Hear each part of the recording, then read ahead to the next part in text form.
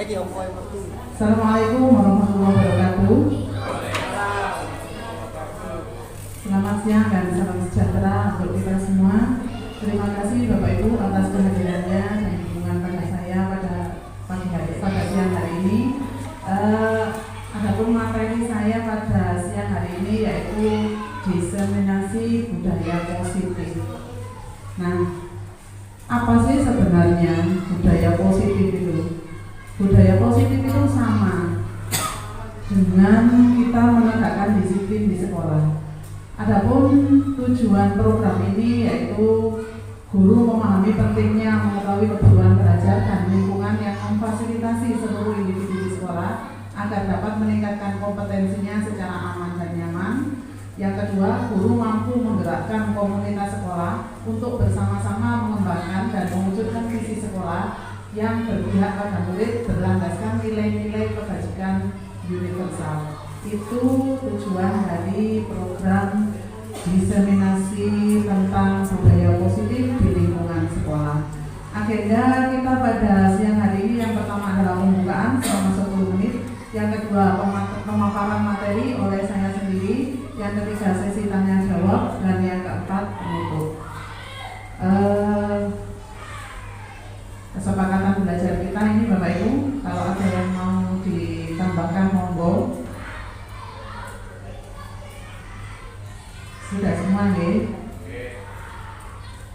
Nah, ada satu pertanyaan romantik, apakah yang dimaksud dengan disiplin dan nilai-nilai kebajikan universal? Apakah ada Bapak Ibu yang mau menjawabnya? Disiplin menurut versi panjenengan.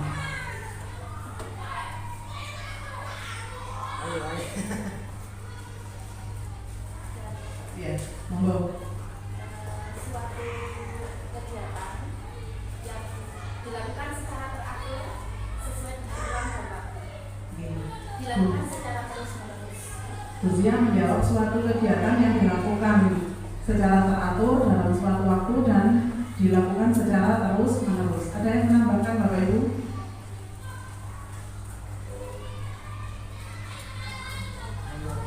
Ya, betul.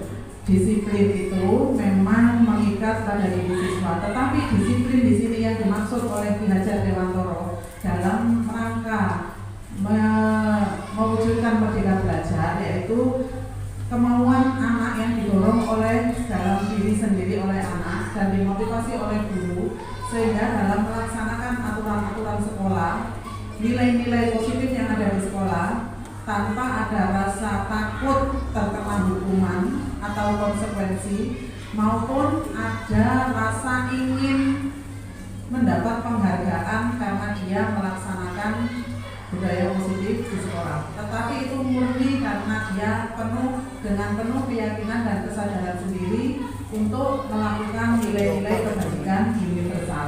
Nah, apa nilai-nilai kebajikan universal itu? Nilai-nilai kebajikan universal diantaranya seperti nilai karakter kita, seperti yang tercantum dalam profil pelajar Pancasila, yaitu tentang saling menghormati, kasih sayang, cinta lingkungan, hidup rukun, dan lain-lain, berkebinekaan global, bertakwa kepada Tuhan Yang Maha Esa sesuai dengan profil pelajar Pancasila, dan nilai-nilai kebajikan secara universal yang mendunia. Saya rasa semua manusia di muka bumi ini menginginkan kebajikan, yaitu saling dihargai, saling menghargai, saling menghormati, dan berbuat baik di semua tempat.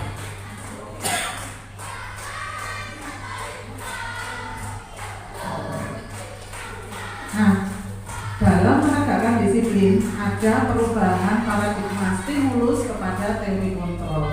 Apa sih paradigma kita?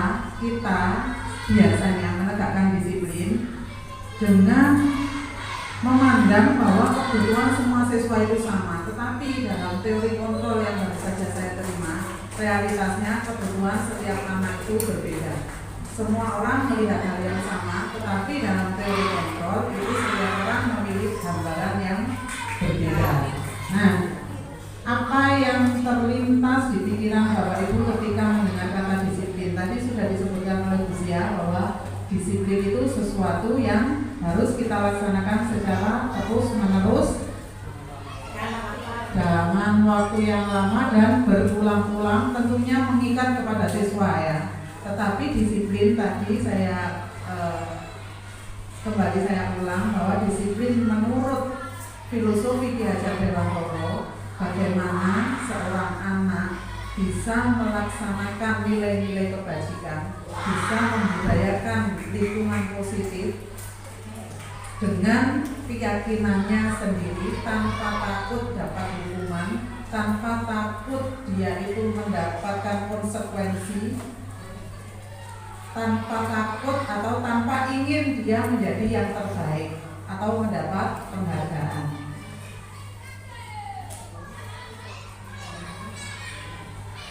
Ini tadi yang saya sebutkan nilai-nilai kebajikan dari 6 institusi atau organisasi. Ada profil pelajar Pancasila, ada dari Ibu, toleransi, rasa hormat, itu berlaku seluruh dunia. Ada yang 9 pilar karakter yang kemarin ada di pendidikan karakter di K13.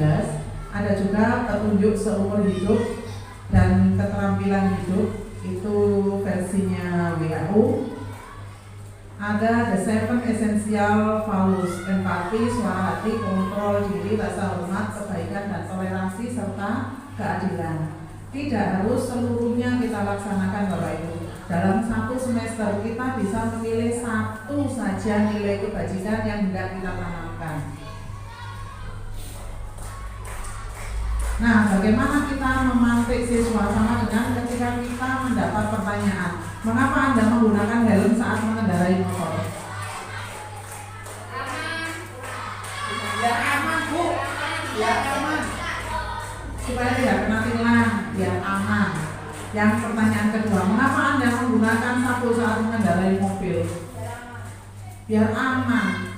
Berarti kan tumbuh keyakinan panjenengan sebelum pergi pakai sepeda motor wajib menggunakan helm. Itu bukan paksaan, tetapi panjenengan yakin bahwa itu akan menjadikan panjenengan rasa aman, gitu ya. Begitu juga dengan siswa. Kenapa siswa itu bisa melaksanakan disiplin?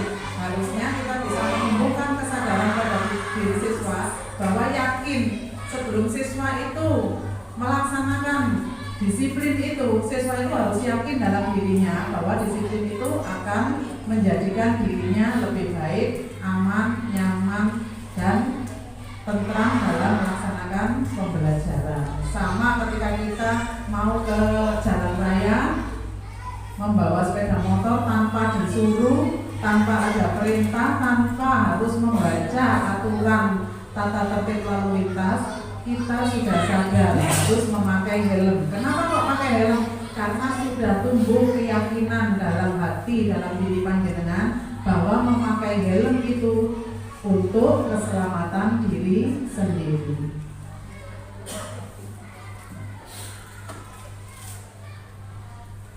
Teori motivasi manusia, ada motivasi eksternal. Ini sudah kayaknya ya kita pelajari motivasi eksternal dari dalam internal, dari dalam diri manusia. Nah, ini yang perlu kita perdalami Bapak Ibu. Apa perbedaan antara hukuman, konsekuensi, dan restitusi dalam penegakan disiplin di sekolah dalam rangka membentuk lingkungan belajar yang nyaman dengan perilaku-perilaku kebajikan siswa? Tentu ada yang namanya kita tidak pernah sadar atau tidak menyadari bahwa tingkah laku kita itu berupa hukuman, konsekuensi, ataukah restitusi. Nah, apa perbedaan antara hukuman dan konsekuensi? Hukuman itu sesuatu yang menyakitkan harus terjadi. Misalnya siswa disuruh berlari keliling lapangan. Tetapi kalau konsekuensi sesuatu yang harus terjadi, kamu tidak mengerjakan PR, berarti konsekuensinya apa? Mengerjakan di luar kelas, tapi tidak menyakiti siswa. Yang kedua, membuat anak sakit fisik maupun hati, berarti bisa sakit fisiknya, bisa sakit hatinya. Tetapi kalau konsekuensi membuat anak merasa tidak nyaman dalam jangka waktu yang pendek. Yang ketiga, anak membenci kedisiplinan. Akibat kehukuman, ini sudah saya laksanakan sendiri. Saya suruh lari-lari, anak-anak ternyata mangkel. menjadi sakit hati. Kalau hukuman, anak membenci kedisiplinan. Kalau konsekuensi, anak menghargai kedisiplinan. Kalau hukuman sifatnya paksaan, sedangkan konsekuensi stimulus yang merupakan tanggapan. Konsep diri yang buruk itu kalau hukuman. Berarti dia aku lagi ini malah gak begini. Nah itu. Kita lanjutkan pertanyaan. Ada beberapa pertanyaan Bapak Ibu saya sebutkan. Mencatat 100 kali di dalam buku dengan kalimat saya tidak akan terlambat lagi karena terlambat ke sekolah merupakan hukuman atau konsekuensi? Hukuman. Dia sakit apa enggak? Sakit fisik perasaannya enggak? Kalau tidak berarti termasuk konsekuensi. Lari mengelilingi lapangan 2 kali karena terlambat hadir di sekolah, hukuman atau konsekuensi? Hukuman karena secara fisik. Murid diminta untuk push up 15 kali karena tidak menggunakan masker, hukuman, betul. Menggantikan kertas tugas teman yang telah dicoret-coret, konsekuensi. Membersihkan tumpahan air di meja tulis karena tersenggol pada saat belajar, hukuman atau konsekuensi? Konsekuensi. Murid disuruh mengenakan sepatu seharian di sekolah karena tidak mengenakan sepatu hitam. Disuruh tidak mengenakan sepatu itu sebenarnya. Hukuman. Tidak mengenakan sepatu. Apa hukuman atau konsekuensi? Hukuman. Hukuman. Konsekuensi Bapak Ibu. Karena tidak mengenakan sepatu hitam, dia tahu aturannya. Lari mengelilingi lapangan basket 2 kali karena terlambat 10 menit. Ya, nah, tepuk tangan untuk Bapak Ibu yang sudah bisa. Tadi sudah tahu perbedaan hukuman dengan konsekuensi. Sekarang restitusi. Masalah materi kita sebenarnya adalah restitusi. Apa sih restitusi itu? Adalah proses menciptakan kondisi bagi murid untuk memperbaiki kesalahan mereka sehingga mereka bisa kembali kepada kelompok mereka dengan karakter yang lebih kuat. Restitusi juga merupakan proses kolaborasi yang mengajarkan murid untuk mencari solusi atau masalah mereka, membantu mereka berpikir seperti apa yang mereka inginkan dan bagaimana mereka memperlakukan orang lain. Ini saya sama Bu Zia berusaha untuk mengamalkan restitusi. Memang tidak mudah untuk mengubah suatu sistem. Perlahan-lahan kita coba. Misalnya ada pelanggaran disiplin kemarin. Pelanggaran disiplin